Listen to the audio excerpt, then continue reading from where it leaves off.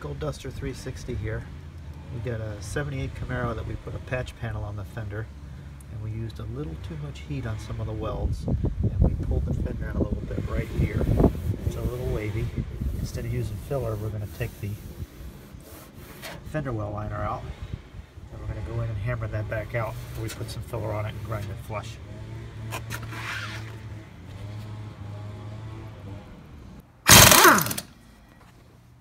Tools of the trade. Get out my tools. I'm going to have to pick out a hammer and a dolly. Looking at this, Ice cream. we'll figure out which one I'm going to use, and we'll get it fixed. Those are the two I used. Pushing it out a little bit. I'm just coming back here.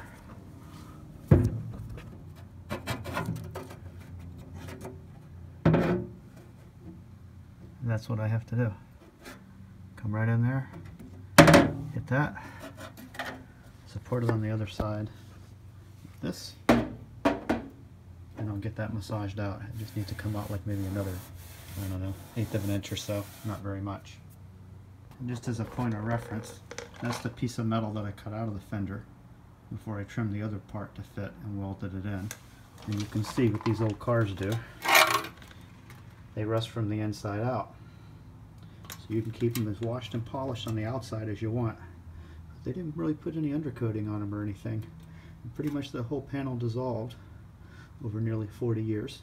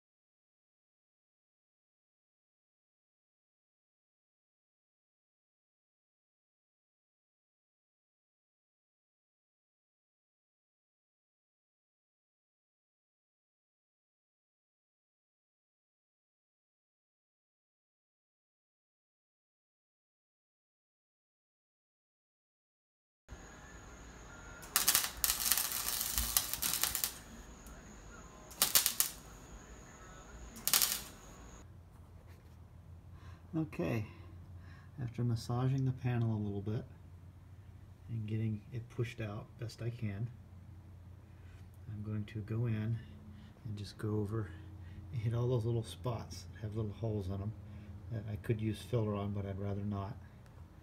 I'm going to come over here to this edge where I had ground some of the welds a little too far away. You can see where there's still a seam there, and that's going to end up cracking under the paint later if I don't go in and fill that in with weld properly. And I'll probably have to leave it just a little proud and put the filler around it, no big deal.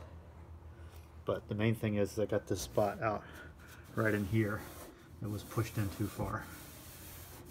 I got it to come back out because I got a little aggressive with the weld and got the panel hot and pulled it in right there. Kind of made a mess of things, but that's okay. We'll go over with just a little bit of filler, and it should be good to go. So we'll get the welder fired up, and I'll go ahead and fill that stuff in, and I'll show you guys what it looks like after I'm done. Okay, I went in and welded up all the little pinholes and cracks that looked like they were going to have problems that would be underneath the paint or the filler. So I didn't want to have any seams that didn't have enough weld over them. So I actually ended up blowing through some of those seams and then having to fill it back in with more weld material. Of course, I ground it fairly flush. I'm a lot better grinder than I am a welder. And I came over here on this corner here, which was pretty rough before, And now that's pretty clean. It's going to take very little filler and finishing to get that straight now. So hopefully that's good for another 40 years.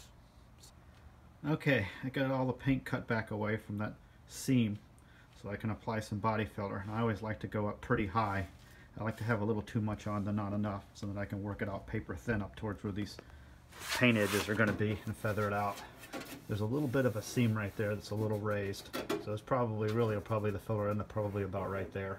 But we're only talking about just, you know, maybe at the most right there. We're talking maybe an eighth of an inch at the most, maybe I don't know, maybe a 16th, probably a 16th of an inch maybe right there. Probably not even that. And then it'll feather on, you know, basically over here to almost nothing.